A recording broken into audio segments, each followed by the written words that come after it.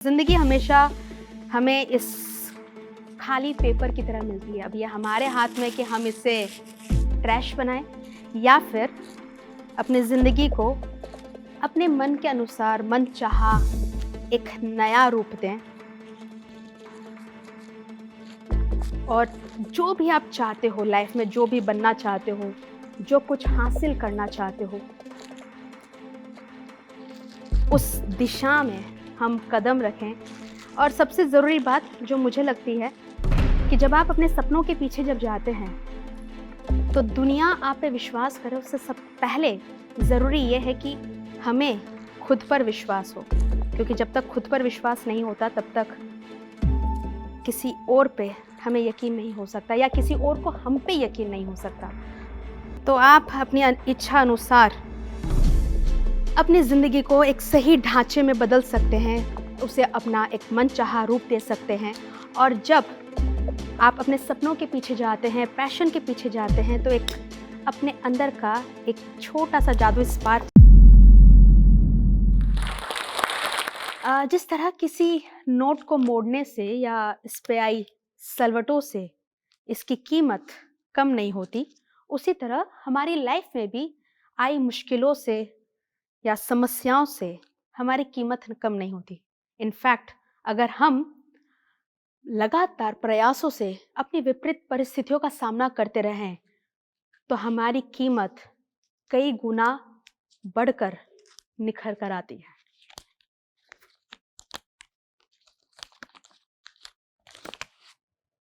नमस्कार, मैं आंचल कुमावत। मैं वो पहली जादूगर हूँ जिसने 29 साल की उम्र में अब तक लगभग 13,000 स्टेज शोज़ दिए हैं और एक खिताब अपने नाम किया है। जादू का शौक मेरे पापा को था और उसी शौक के चलते उन्होंने उदयपुर में एक जादू की दुकान डाली। और जैसा वो मुझे बताते हैं कि मैं करीब 1.5-2 साल की थी, तब वो मुझे अपने साथ अपनी दुकान पर ले जाया करते थे और एक टेबल पर बिठा दिया करते थे। और मैं वहाँ बैठकर देखा करती पापा कैसे लोगों को मैजिक दिखा रहे हैं, और खेलने के लिए भी मुझे हमेशा वो जादू के आइटम ही मिला करते थे। तो इस तरह जादू के क्षेत्र में मेरी रुचि बढ़ी, मुझे इंटरेस्ट हुआ और 1997 में 4.5 साल की उम्र में मैंने अपना पहला स्टेज शो परफ़ॉर्म किया, अपने स्कूल के एनुअल फंक्शन पर। और अपने पहले शो पे मिली सफलता, लोगों का प्यार और अगले दिन अखबार में छपी मेरी फ़ोटो और न्यूज़, ये मेरी लाइफ़ का टर्निंग पॉइंट बन गई। पापा को लगा कि जब, हालाँकि मुझे समझ में नहीं आता था कि ये सब क्या हुआ है, बस इतना पता था कि लोगों ने तारीफ़ बहुत की और बहुत सारी सराहना हो रही है। लेकिन पापा को पता था, उनको लगा कि अगर इतनी सी मेहनत से आँचल का इतना नाम हो रहा है, तो क्यों ना आँचल को इस फ़ील्ड में और आगे बढ़ाना चाहिए, इसे सपोर्ट करना चाहिए। और वहाँ से मेरा जादू का सफ़र शुरू हो चुका।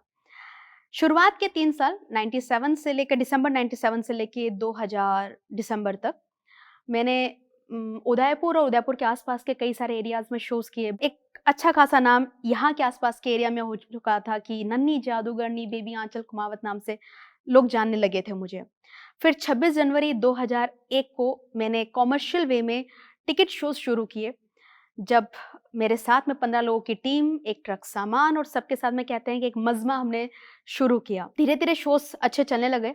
हमारा जब शो चलता था तो हमारा तरीका ये होता है कि हम 1 महीने से लेकर 2 महीने तक किसी एक शहर का एक पर्टिकुलर हॉल या ग्राउंड हायर करते हैं और वहाँ पर लगातार दिन के 2 से 3 शोज़ होते हैं मेरे, और कभी-कभी 4 भी होते हैं। और इस तरह से 1 महीने का 1 से 2 महीने का जो टाइम एक शहर में खत्म होता है, फिर दूसरी सिटी में मूव करते हैं और वहाँ पर भी इसी तरह शोज़ करते हैं। और इस तरह मैं लगभग साल में 600 से 700 शो 1 साल के मैं कर लेती हूँ। तो ये हमारा सब कुछ सफ़र चल रहा था, लेकिन कहते हैं ना कि कब कौन-सी समस्या आपकी ज़िंदगी में आ जाए, आपको पता नहीं चलता। मुझे याद है 6 सितंबर 2001 को राजस्थान के एक कस्बे में मेरा शो शुरू होने वाला था और मेरा प्रीमियर था शाम को 7 बजे।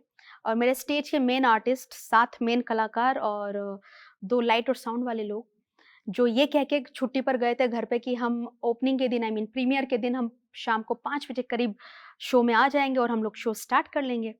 5 के साढ़े 5 बज गए, 6 बज गए, साढ़े 6 हो गए।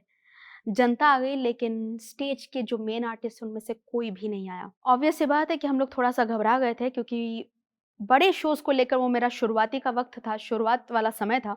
और जिस तरह का मैजिक मैं करती हूँ स्टेज पर, उसमें कोई ना कोई पर्सन तो मुझे स्टेज पे चाहिए होता है ताकि किसी को मैं काट सकूँ, किसी को गायब कर सकती हूँ।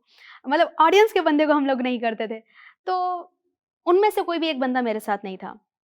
तो पहली बार ऐसा हुआ कि बिना रिहर्सल हमारा बैक स्टेज का स्टाफ, कुक, पब्लिसिटी वाले लोग सबको ऐसे ही स्टेज पर बोला कि आज कैसे भी करके तुम सब स्टेज पे अपनी अपीयरेंस देकर आ जाओ। जैसे बचपन में क्लास में यस सर प्रेजेंट लगाते हैं, वैसे प्रेजेंस करके आओ। कुछ तो करना ही पड़ेगा। ऑडियंस को ना नहीं कर सकते क्योंकि 700 साढ़े 700 लोग उस समय उस हॉल में मौजूद थे। तो मुझे याद है, और साउंड और लाइट पे कोई नहीं था, तो मेरे पापा, मेरा छोटा भाई दोनों मैनेज करने के लिए बैठ गए। वो शो मेरी ज़िंदगी के सबसे खराब शो में से एक था। आई थिंक सबसे खराब बोलना भी उससे गलत नहीं होगा क्योंकि बहुत कुछ गलत हो रहा था। हर चीज़ बिगड़ रही थी, लेकिन एक चीज़ मैंने वहाँ नहीं खोई, और वो था मेरा आत्मविश्वास। ख़ैर कैसे-तैसे करके शो पूरा हुआ और हमें लगा था कि कल तो कोई नहीं आने वाला है, इतना शो बिगड़ा है तो कल तो सामान पैक करके अब यहाँ से निकलना ही सही रहेगा।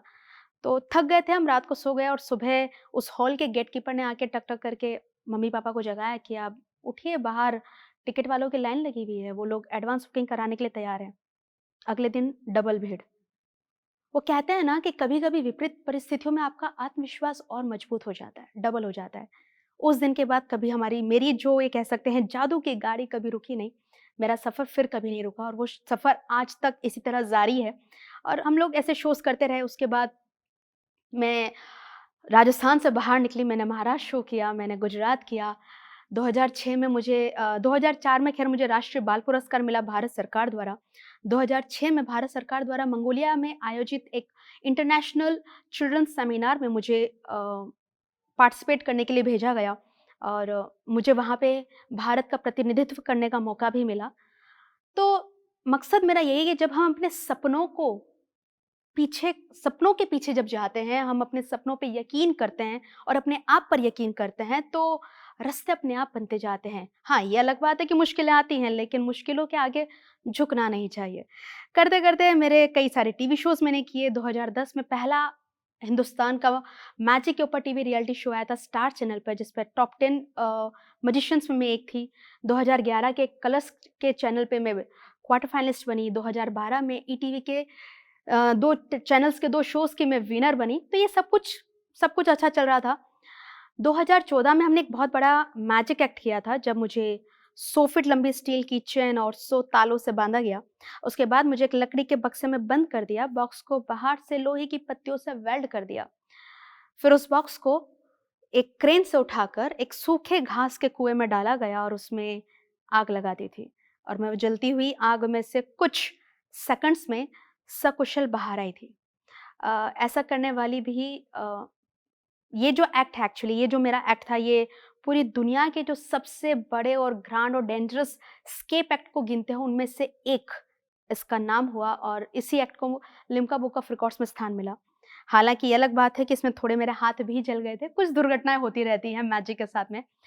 मुझसे पूछा था किसी ने कि क्या आप जब ऐसे डेंजरस मैजिक करती हैं तो आपके साथ कभी कोई अनहोनी या दुर्घटना हुई है? तो डेफ़िनेटली हुई है, बहुत बार हुई है।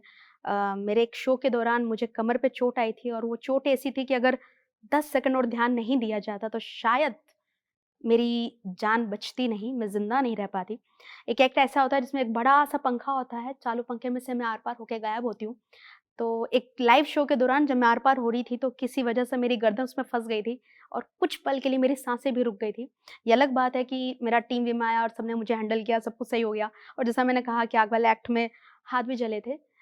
तो एक सवाल उठता है लोगों की नज़रों में, फिर ऐसी क्या मजबूरी है कि फिर भी जादू करना है? तो मुझे ऐसा लगता है कि जादू के प्रति मेरा प्यार, लोगों के चेहरों पे वो कुछ पल की मुस्कान, कुछ पल के आश्चर्य वाले भाव, तो वो एक कनेक्शन, और सबसे बड़ी बात, जब मैं जनता से शो के बाद मिलती हूँ और जिस तरह से लोग जब मुझे ग्रीट करते हैं, मिलते हैं, बात करते हैं, दुआएँ देते हैं, आशीर्वाद देते हैं, शुभकामनाएँ देते हैं और ये कहते हैं कि काश हमारे बच्चे भी आपकी तरह बने।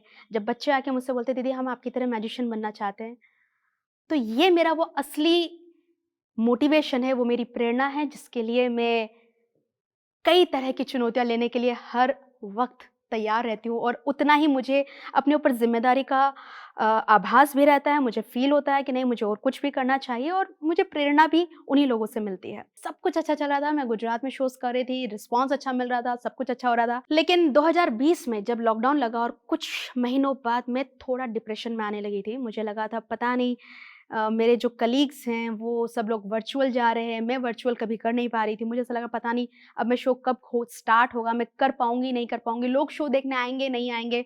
परिस्थितियाँ बहुत बदल गई थी, हालात काफ़ी बदल गए थे। तो कई बार ऐसा भी होता है मैं घंटों रोया करती थी। मेरा भाई, छोटा भाई जो मेरी बैकबोन है शुरुआत से उसने सिर्फ़ मैं ये नहीं कहूँगी उसने सिर्फ़ सपोर्ट ही नहीं किया, आज वो बहुत सारी ज़िम्मेदारियाँ मेरे शो में निभाता है। तो उसने आके मुझे अपनी खुद की पुरानी वीडियोज़ दिखाई कि देख लोग तेरे लिए क्या-क्या बोलते थे और मैं देख के और ज़्यादा रोती थी कि यार ये मैं ही हूँ जो सिर्फ़ 1 साल पहले थी और आज सब कुछ बंद है। लेकिन फिर उसने मुझे थोड़ा मोटिवेट किया कि मैं हमेशा से लॉ ऑफ अट्रैक्शन की प्रशंसक रही हूँ। मुझे हमेशा लगता है कि ज़िंदगी में जो हम सोचते हैं, दिल से चाहते हैं, वो हमेशा पूरा होता है। हालाँकि ये अलग बात है कि कभी-कभी परिस्थितियों में हम ये बातें भूल जाते हैं। तो उसने मुझे अपना गोल चार्ट नया बनवाया जिसमें मैंने वर्ल्ड के जादू की फ़ील्ड में जो सबसे बड़ा टीवी शो माना जाता है या सबसे बड़े टीवी शो में से एक जिसका नाम है पेन एंड टेलर फूल अस, जो अमेरिका के सीडब्ल्यू नेटवर्क पर प्रसारित होता है। तो उसने बोला कि तेरा ड्रीम क्या है? सोच, जितना बड़ा सोच सकती है सोच।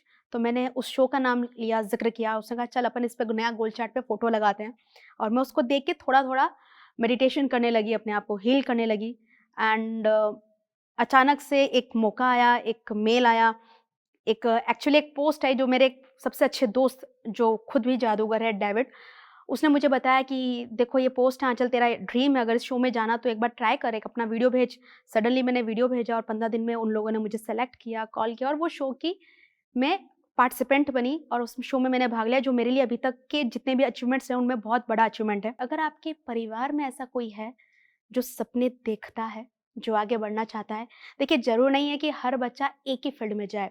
डॉक्टर, इंजीनियर, आज किसी भी फील्ड में जाओ मैंने देखा है जोश टॉक के मार्फत ही मुझे पता चला एमबीए चाय वाले के बारे में। एमबीए करने के बाद भी उन्होंने कैसे अपना बिज़नेस बनाया है, किस तरह से उसको खड़ा किया और किस तरह वो सक्सेसफुल बने हैं।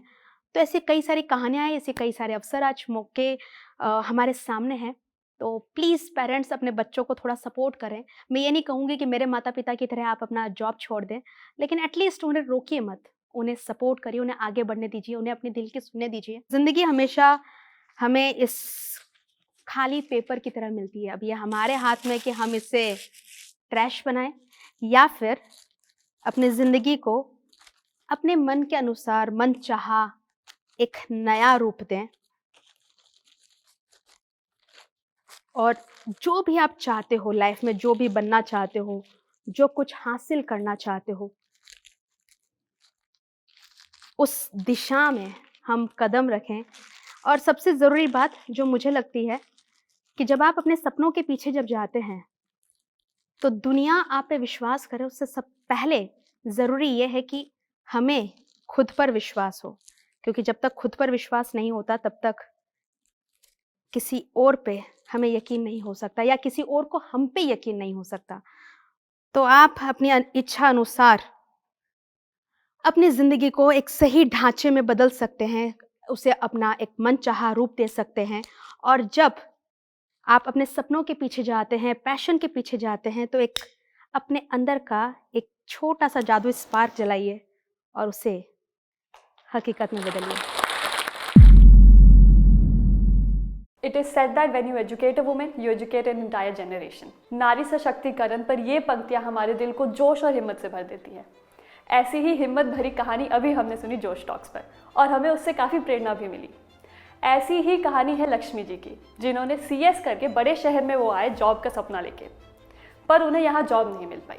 पर उन्होंने हिम्मत नहीं हारी, जोश के साथ उन्होंने कम्युनिकेशन स्किल्स पर काम किया और आज एक बड़ी कंपनी में वो काम कर रही हैं। लक्ष्मी जी की ही तरह कई स्टूडेंट्स जैसे कि वैशाली जी, नीला, प्रणाली, आरती और उषा जी ने मिलके जोश स्किल्स के साथ विभिन्न स्किल्स जैसे कि spoken English, communication skills, personality development, finance, business building सीख कर आज अपनी अलग पहचान बनाई है। आज ही अपने जैसे लाखों स्टूडेंट के साथ भारत के number 1 spoken English learning app जोश स्किल्स ऐप के साथ अपनी इंग्लिश लर्निंग जर्नी शुरू करें।